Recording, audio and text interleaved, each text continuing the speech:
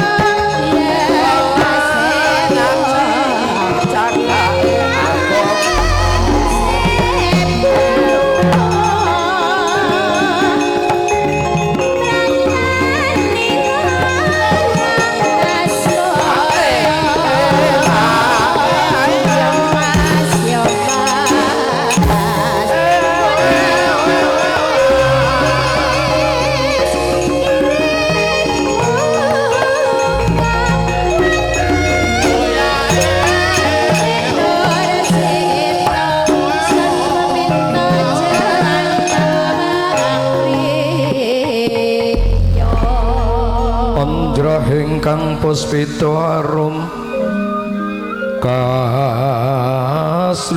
samirana hamri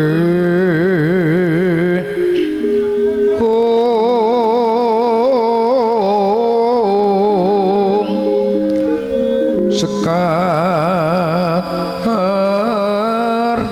kadu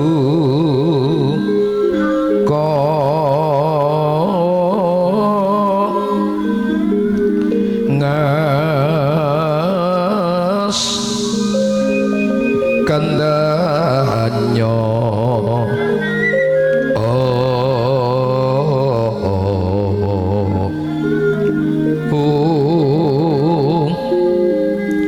maweh raras renaning driya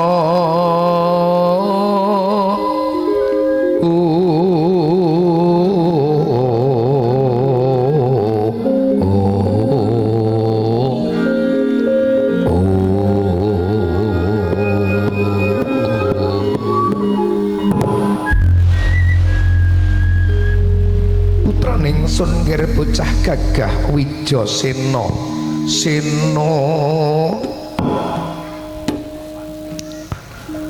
wah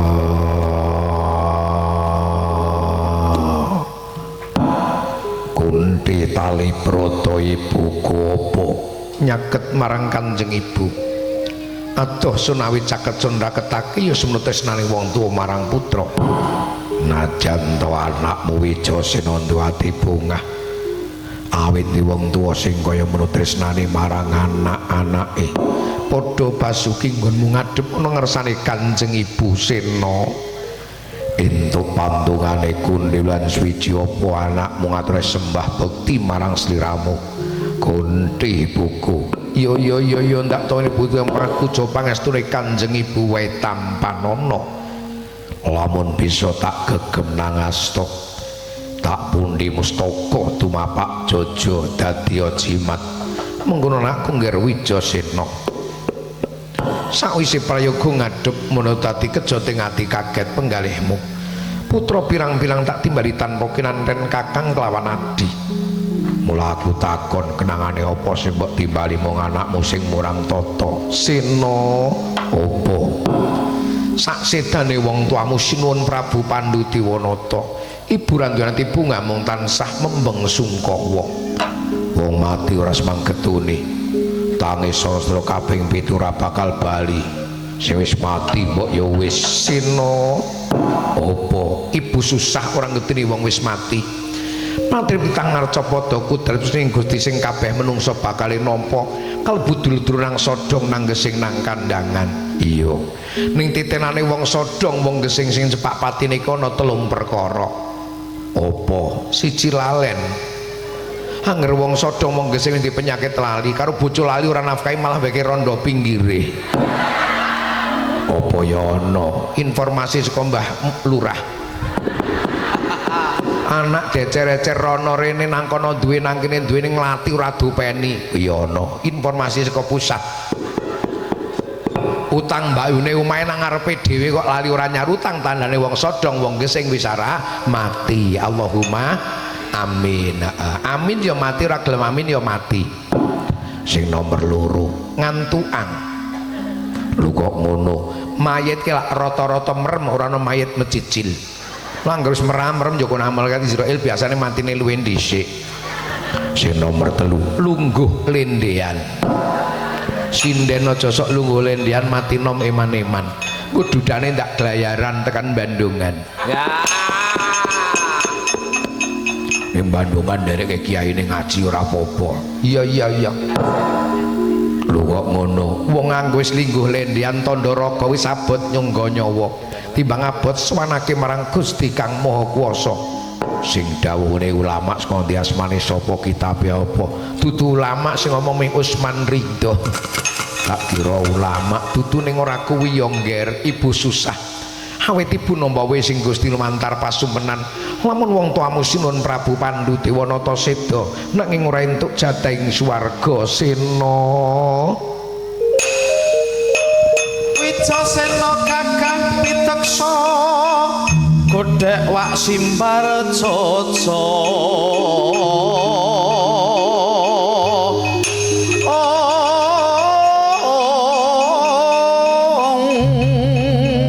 Klereng-klereng lamun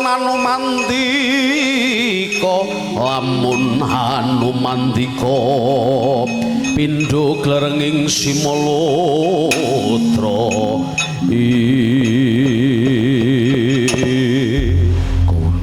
Kunti tali brata ibuku. Iya Sena, anakmu bocah murang tata krungu kabar bapakku seda ora entuk swarga bronto atiku. Iya, mula prasetya ora bakal bali nang sodhong urung klakon munggake swarga bapakku Pandhu Dewanata. Jagat bungah alhamdulillah, syukur marang Gusti Allah.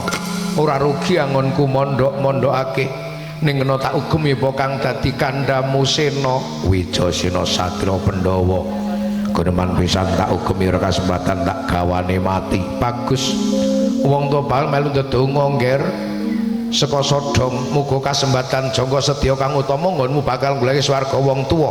Donga pamuji tak jaluk budal ingkang prayoga ngati-ati. Tan ya taka mangkono sampun paripurna dipun Dewi Kunti Talibrata tumanduk ingkang putra Raden Wijasena Grikah Yayah Sinibi. Gesahipun Raden Wijasena men katungga swan sang guru Begawan Drona ing kapanditan Sukalima Resi Kumbayana. Najan Raden Wijasena bocah marang tata swan guru mboten nilar supasita.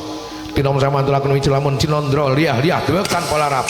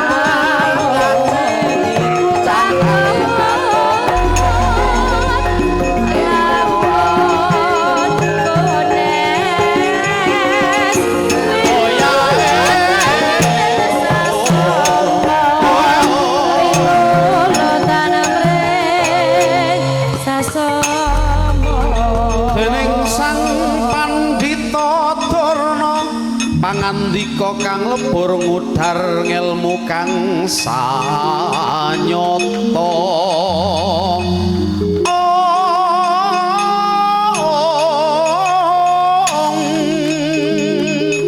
lipat ngudar ngelmu samudana pacak madyaning luka manggul tumbak mentang gandewa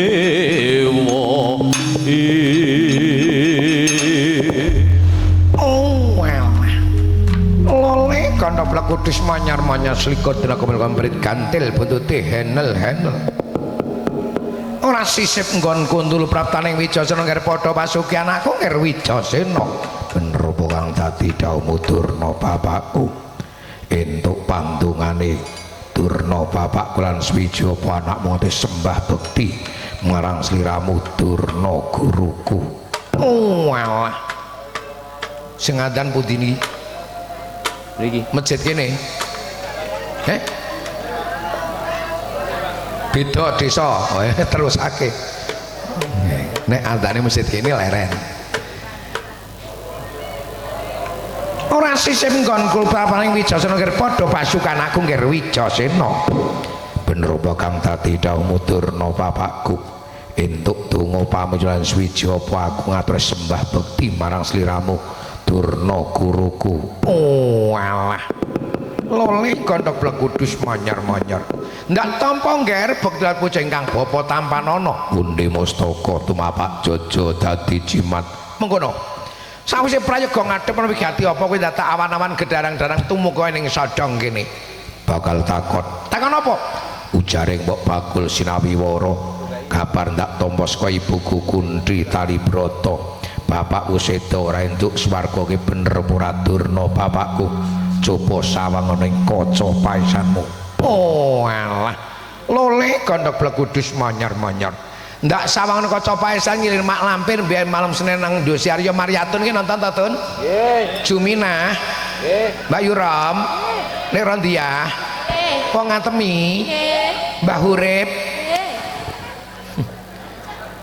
bener lamun Sunan Prabu Seda ora entuk swarga ki pancen bener mula aku takon anak pengen bekti marang wong tua sing wis seda golek swarga bisa apa ora anak pengen bekti marang wong tua sing wis seda golek swarga bisa apa ora iya aku NU apa ora NU nek NU bisa nek liyane mbah aku dudu rombongane yen ngono bisa abot sanggane rawi-rawi rantas malang-malang butuh aja meneh menungso dewa tak singirake saka sodong bagus yen pancen sliramu kepengin golek swarga wong tuamu sing wis itu anakku gawe Kirna kok Kirna Sena Kirna ki bojone Pariah Sarangang tanggane Mbah Kaji Blumut siji sliramu kudu luru banyu suci Perwitasari luru banyu Perwitasari gawe apa Durna bapakku kanggo siram jamas resik lahir lan batin yen wis kelakon siram banyu Perwitasari resik lahir lan batin kunjur kepiye lan wis resik lahir batin nggih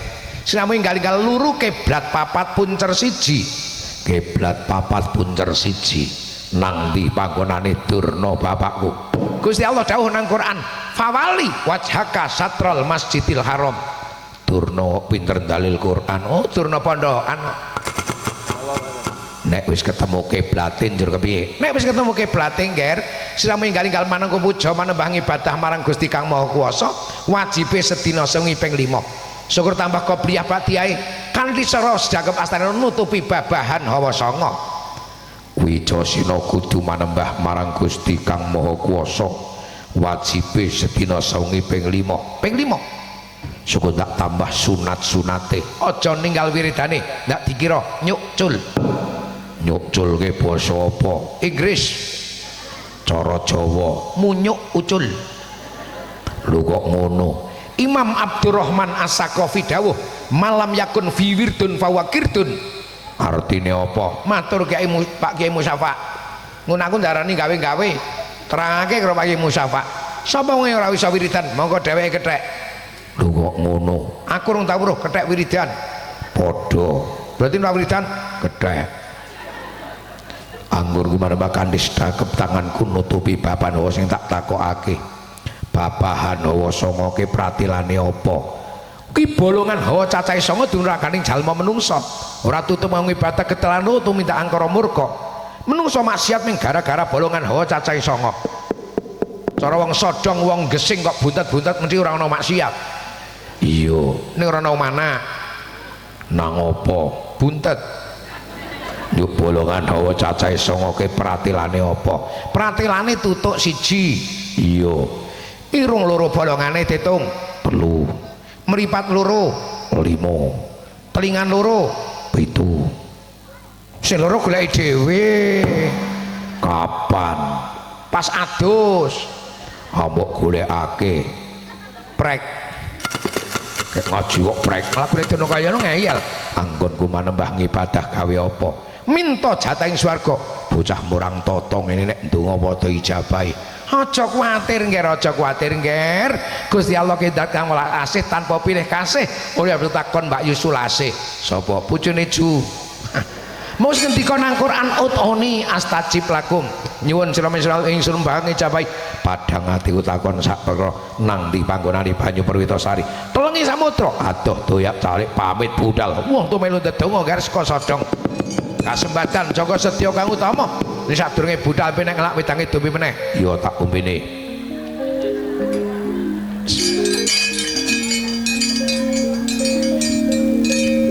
Wis mbok ombe ngger? Wis. Legi ora? Blas. Wedang putih mbok pokari. Bagane sindene men bleret-bleret seru. Pamit budal. Payogan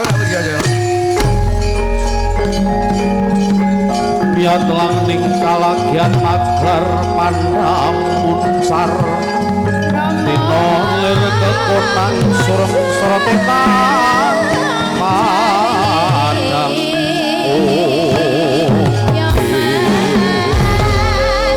kasulan pacaring purnaning kekono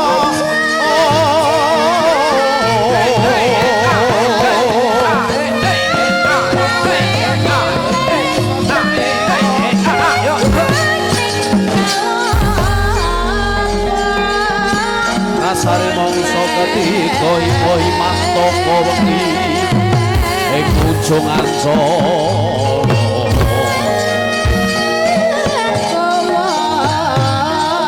asring karya wikono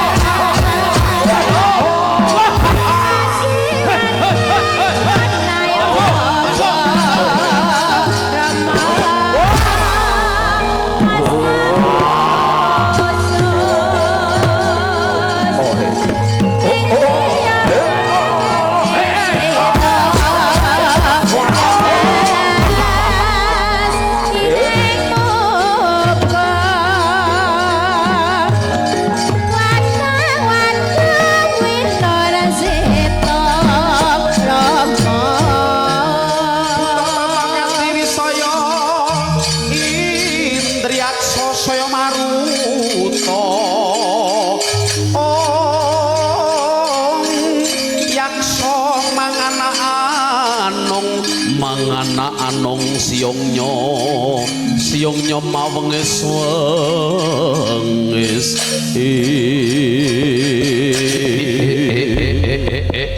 hong tete wang kalolotra iku berari Satra Kagro jag-jagan turut sodong sapa Satra Panangga ing Pandhawa Wijasena aranku lakuwe sapa wah tepungake aku kang aran Ditya Kala Dakjal Laknatullah sapa Ditya Kala Dakjal Laknatullah buta jenengane aneh buta anyar tukul tahun 2026 wejak-jakan terus sodong dengan apa ngedotake jangkah sikil kresete hati tekan didudu urusanmu sengak jawabanmu kowe nek karo Pak Kiai Musawak pernah apa penderek karo anggota Babinsa bolo Mbah Lurah Kacimarno ya penderek karo Mbah Blumut bareng kajine utut bareng saya wis prai musuh aku ndereke Pak Kiai ndereke Pak Kepala Desa ndereke aparat ngajak umat padha taat ngibadah men selamat donya akhirat malah dianggap musuhmu jalaran apa ya ngono kuwi program musuh aku tak takon nang negara iki ana balamu ana mungsuhmu apa ora ana sapa balamu sapa mungsuhmu mungsuhku pejabat sing jujur sing adil sing mikirke sejahteraning rakyat pejabat mungsuhku balamu sing garong duite negara nguntal duite ngrayati blenduk wedhelke balan aku nek aku tak takon gayus kene karo kowe pernah apa ponakan Ahmad Fatona kakang sing korupsi proyek EKTP ka sapa oke hajingang nek haji wis kaji nek haji ngangke urung kaji ning tambingang hajingang balamu balane aku bakal golek swarga wong tuaku sing wis sedo anak saiki sak derajat sak pangkat uripe wis mulya nang sodong nang gesing sing rekoso dhisik wong tuwa sing labuh dhisik wong tuwa saiki wis sedo tak golek swarga aku balamu apa mungsuhku kowe gelem minggat ora gelem minggir ora gelem minggat kelakon tak idak wah kokop getih ya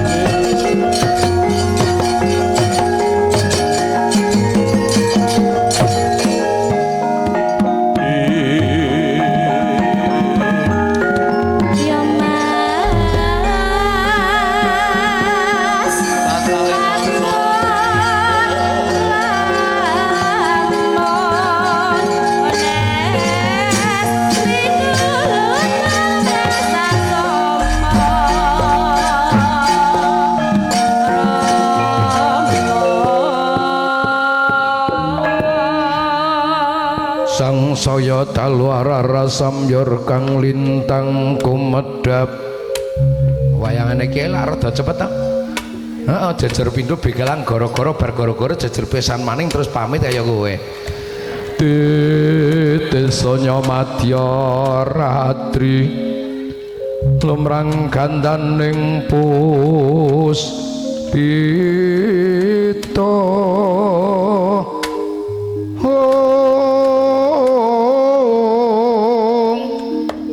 sang Dwijawara amrengang lir swaraning madu branta lir swaraning madu branta manyungsum sarine kembang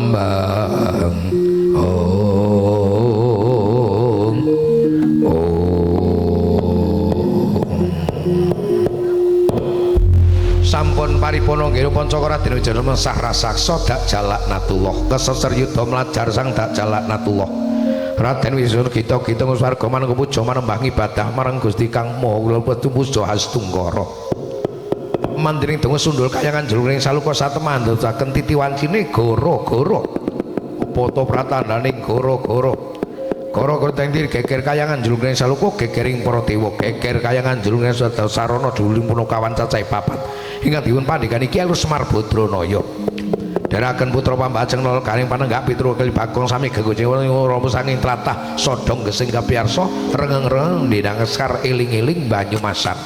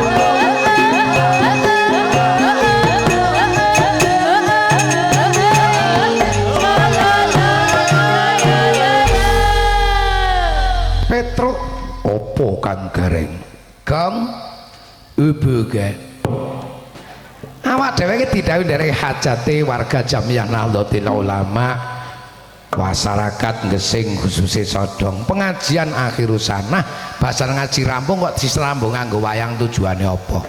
Dakwah agama sinambi nguri-uri budaya. Ora ana eleke wong pancen wayang ki tinggalane waline Gusti Allah. Arane Ringgit Sunan Giri sing nganggit, Girinata ya Sunan Giri sing nata sing nglakokake Kanjeng Sunan Kalijaga gawe dakwah agama jaman rikala semana. Jas merah, jangan sekali-kali melupakan sejarah. Jas NU. Wah, kuwi ijo, jas ijo ki jenengane jangan sekali-kali hilangkan jasa alim ulama. Jas kuning, mbruh rata weruh, mudar iki aku. Wayange ki rada tembung apik Kang Gareng. Tembung apa?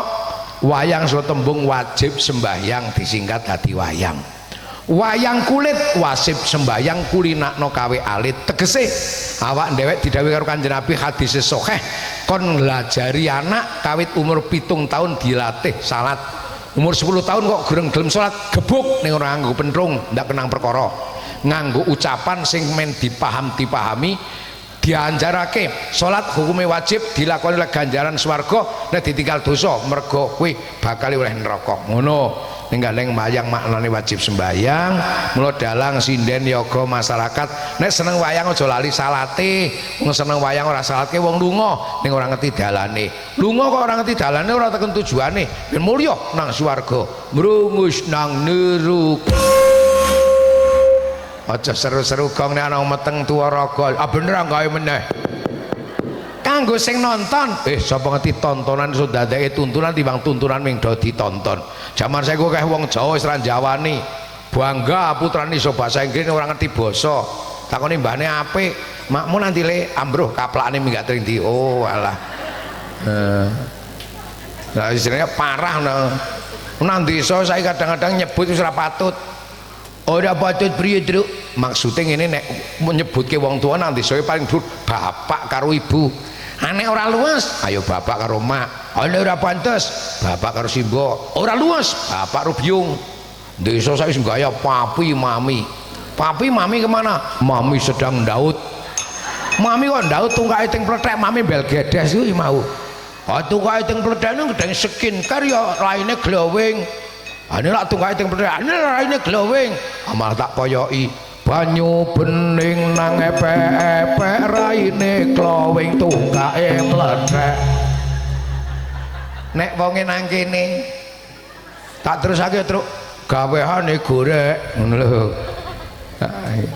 oh gorek kopi to kowe mami papi kemana papi ngarit bolehnya nanti bawa apa mami blarak untuk urup-urup mami kok ngerti urup-urup mami tengklekmu kuwi ning wayang tetep maknane wajib sembayang sadurunge nonton isaan bar nonton subuhan nonton wayang ora salate wong lunga ning ora ngerti dalane ora tekan pengen mulya nang swarga mrungus nang neraka nek kuwi wayange apa gong wayange apik duwe apik timbang sing gek mrisani nang sodong lho kok ngono lho ngono aku wayang lanang wedok tak campur dadi siji nang kotak wis pirang-pirang puluh tahun nyatane sebrene drum ana sing meteng wayang kon meteng edian apa nek sing dicampur nang kamar lanang wedok menungso dadi apa gong Pak Lurah ngendikake LKMD apa lambar kari meteng dhisik wayange apik-apik hane wis tau ana sing jenenge ustad ngaromke wayang viral nang YouTube bener Truk wayangke haram hukume nek nyolong dalang sak kotak didolke mbadok nek mengke hiburan tok waton ra nimbulke masalah maksiat ora masalah oh ngono wong pancen seni budaya ki pancen hasil budidaya manusia gawe nyenengke wong ning ya ana pitutur luhur ayo jaran kepang lak yo apik to yo apik jaran kepang ki jalan paling apik nang alam donya kuwi jaran kepang sebab siji-sijine jaran sing glethake nang pengimaman masjid Sodong ora bakal nguyuh ming jaran kepang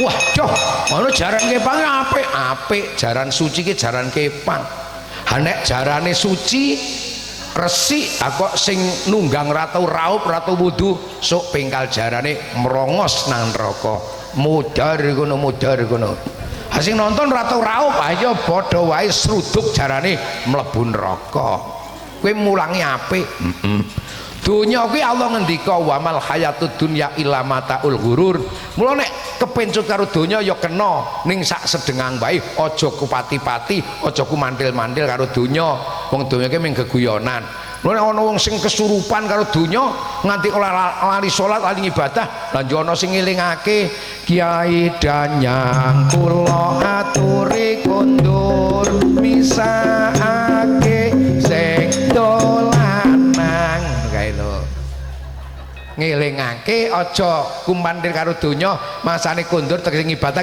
ngono terus iya wah apik kuwi nek wis dilingi ngono ya ana sing kesurupan nyatane rempel nganti ora luhur barang sapa ke tanggane Mbah Kaji Blumut ayo dilingake meneh plalai meneh sompret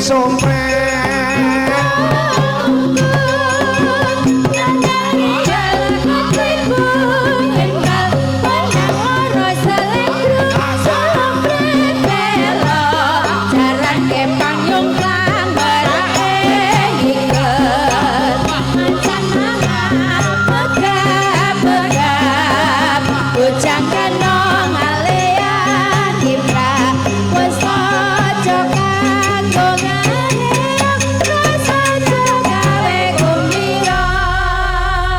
Mudhar apa, Truk? Nyurupi mudhar. Kene nemen lek kesurupan kok mudhar. Kowe jaran kepang. Lenggeran. Apa ki kang gareng elingo ngger marang pangeran. Joget nglengger mangsane joget monggo jogetane mangsane ngibadah ngibadah. Wong mingtok hiburan lek ngibadahke kewajiban. Topeng Truk saka tembung taufik maknane pituduh. Topengan taufikon pira-pira pituduh joget sing mangko pituduh. Ngene-ngene iki topeng nang apa pentul nang omah Desanga. Apa wae Truk? Jangkrik genggong Suntoloyo.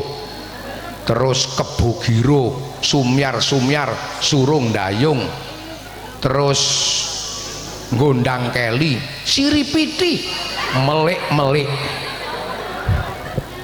Wong Lembu Jati yang ngerti ngono kuwi. Heeh, kakangne Drek. Karo kakangne Titik. Titik kon Depok adine mbah kae mbahne. Kowe jenenge kabeh ana maknane kok. Kebugiro. Oh, kuwi maknane wong urip aja njlegadrah kaya kebugiro. Kebugiro jogetane njlegadrah sakarepe dhewe teki wong urip aja sakarepe dhewe ana tatanan ana tuntunan ana aturan pancen dudu beleke ya dudu milik aja miliki pancen dudu weke dhewe kepengin ngambake sawah utawa ngambake Tegal aja nggo pacul nggawa apa nggawa duit sungkel ndure sungkel ngisore kuwi halalan thayyibah nek nggo pacul kepruk ndase malaikat sentet ndase sok mben ngesuk ates heeh ya ana sing usil ana ning burung mati wonge ana kuwi jenenge kebugiro Suntoloyo kuwi wong mangkelake kaya menteri ana sing Suntoloyo barang wong banjir kayu glondongan mriki kayu lapuk dimakan usia menteri arek napuk cangkeme wae kok kaya Suntoloyo ki mangkelake melik-melik wah wong cilik ning gedhur ngangen-angen biasane ngarit nyalek ini melik-melik siripiti wong wis tuwa ning si Kakang Perceka ana ndandulang nyawer mengko wis gaek walah ora isin ngono mbok ya rumangsa wehke putune duwite njuk terus mangkat ring masjid wiridan muter tasbih lah ya manfaat wis tuwek kok tak nyawer barang kuwi jenenge siripiti wis tuwek Kakang Perceka mau melik lagune apik ngelingake melik alam melik kapulungan melik alam melik kapulungan bahasane sarna kandang api ana ahli nglengger kae ahli nopeng aku ya kalingan gondang keli aku ngelingake akeh wong tua lali karo anake ajal ana wong sodong wong gesing duwe pitik jementir mahrurung balik goleki RT ne takoni Pak RT ndak preso pitik kula liwat mriki RT kon ngurusi pitik apa ning bahasan anake wis umur 16 tahun wis lemu bocah yo wah blengah-blengah ayu lunga jam 11 bengi ora balik ora takokake baline meteng mudhar ngono saiki ngono kuwi jenengane gondang keli mu lagune apik ngilangke alang gondang keli arama sapa mau sing kelangan rama ngono kae sulase sulanjana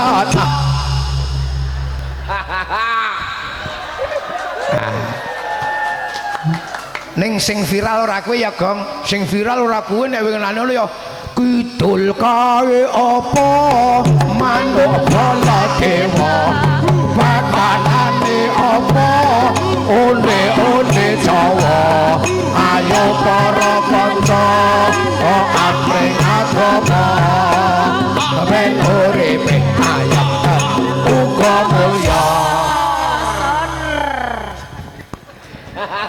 Kyaine rawuh aja kenemeneng ngono tak dukani nek lek guyon kenemeneng iya kuwi jan budidaya alam pancen seni budaya ki pancen nglipur ya ning ya karo pitutur luhur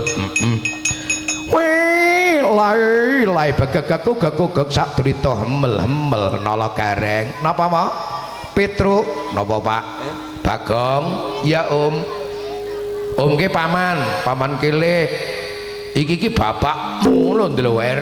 Kowe nang kene padha seneng, kowe nang kene padha bungah-bungah. Ndara Wijasena lagi susah awit dadi prisa Silun Prabu Pandhudewana seda prentuk jatah ing swarga. Ing gandeng terus kon mondhok kon ngaji ditirakati digedhi labuh wonten marang anak wajib bekti marang wong tuwa. Dina iki Ndara Wijaya gek ngluwake swarga wong tuane. Mula Gong, yo Pak. Anakmu kon mondhok suk nek mati men gelem tahlilan yasinan maca Quran, gawe ngamal apik njurungke tekan swarga. Lho. Ha wong anak wis mondhok setengah sasi biayane entek kok isih gemblung kok, Truk. Mondok nang ndi? Rumah sakit. Sing dikesake bapake pondok pesantren Ndrower. Ya Pak tak pondoke dongae dadi anak putu sing saleh salihah. Ya tak dongake. Nah kowe kepengin mondone karo sekolah Pak. Lho. Ya nang kandange ya akeh. SMP Jamiatul Thalibin ngono Pak Kiai Muhtasor. Rawa seneng. Ah terus arek SMA ya kok nang Balun. Oh, mlebo ya ngono ya ana Pak Kiai Musafa. Sekolah nang MTS ngono. Kejepang Pak, Nayu. SMP Penawaja Al Haramain. Penawaja artinya apa? Pendidikan Ahli Sunnah wal Jamaah. Oh. Murid sing saka kandangan gak siji iku Tambalun. Mbero iki kandangan urung ana sing mondoke naon aku. Daerah kene kaya pondok ya ora. Saiki wis ngerti. Alah nyun pangestu Pak Kiai Musafa para kiai kabeh samudayanipun. Insyaallah bulan Syawal badhe mulai pembangunan asrama Pondok Putra sak kidul kulone pondok sing pun nonton. Nyun berkah pandonga muga-muga lancar samudayanipun. Amin. Ming badhe nyun donga mawon mboten lanceng nyun sumbangan. Wondene impresa kaya ngene kok esuk Mbah Marno nggo semen 50 sak sasi Syawal. Alhamdulillah ngono wae. Nek ora panjenengan kebangeteng innalillah. Nek pas ngesuk panen kopi kae. Nah ya ngesuk ya rejeh iki kaya kopine kayane ndadi aku ndelok Lembu Jati rada ndadi. Tahun wingi ora patek saiki kayane ndadi kae. Ayo muga-muga ya payune larang paling ora ya 70 ngono wae aja swidak ae. Yen biyen kok swidak. Kok ngerti regane kopi? Wong aku ya amek wingi kok. Nang Lembu Jati ya. Wes. Ya semoga-moga lancar ning aku wis ngomong-omongan karo anak lanang anak wedok. Bismillah yo dhewe merjuangke agama mulak diparingi kanugrahan saka Gusti Allah. Mikir akhirat iki dunya ora katut biasane nggih, Mbah. Wis sampean lek duwe sarung batik mumpuni ning kok muslimat durung ana sing nganggo ya ya. Larang mungkin nek ora sing ijo dongker ke seragam muslimat luwes banget kae. Tak tawak-tawakake sapa ngerti payu sebab satu sarung payu sarung siji khusus duit sarung iku mangku separone badine sarung untuk pembangunan pondok pesantren. Oh berarti nek tuku sarung batik mumpuni berarti padha karo nyumbang pondok ya padha ya tuku sarung oleh sarunge oleh ngamal akhirate ngono. Sing ngakali ngono sapa ora ngakali. Dengan politik seperti itu men diparing ana lancar samudyan mulai kon nyumbang tok ora gelem nek karo kon tuku sarung yo gelem ngono. Wis ayo Petro apa Pak awak dhewe arani pono kawan pono malah ngerti kawan kanca sing pangerten jam pira Truk pun mangsane rampung Pak. Iki bapak terus bablas endi aku arep bablas ana ing Wonokerso pring surat Wonokerso Pakisan Wonokerso pring surat. Engko bengi bablas nang kandang gedong ndakah gedong Sukorjo Patean laris Pak alhamdulillah karo mantune laris apa padha larise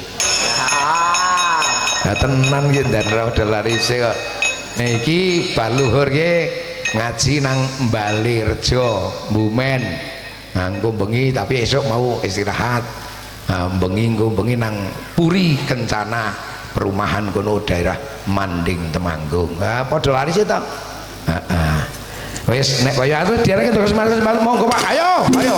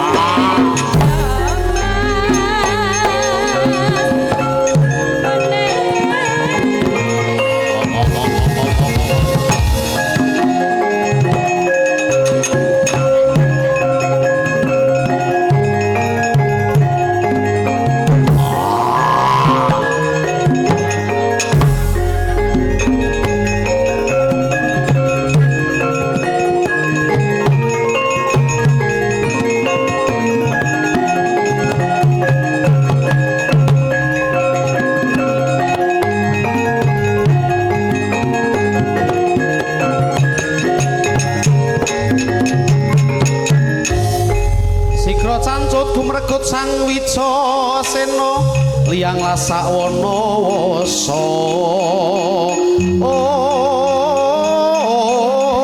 lakuning Sang Wicasena pindha mantra lina Bimang Sekti pindha lintang Bima Sekti madhangi jagat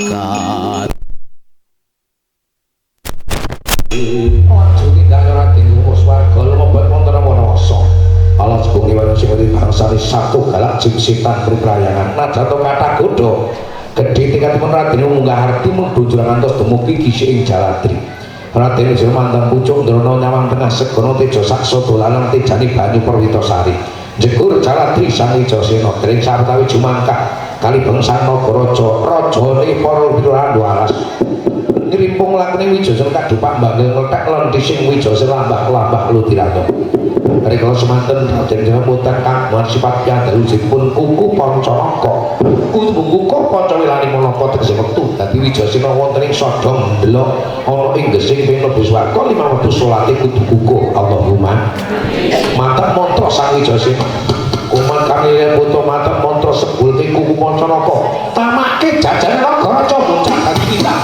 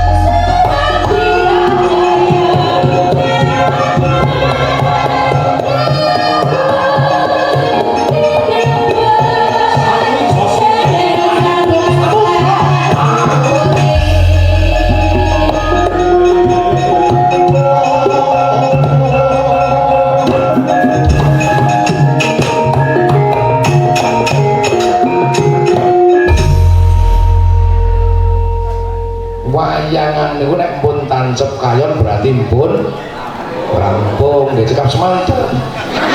Intine siji wong nek pengen mulya aja wedi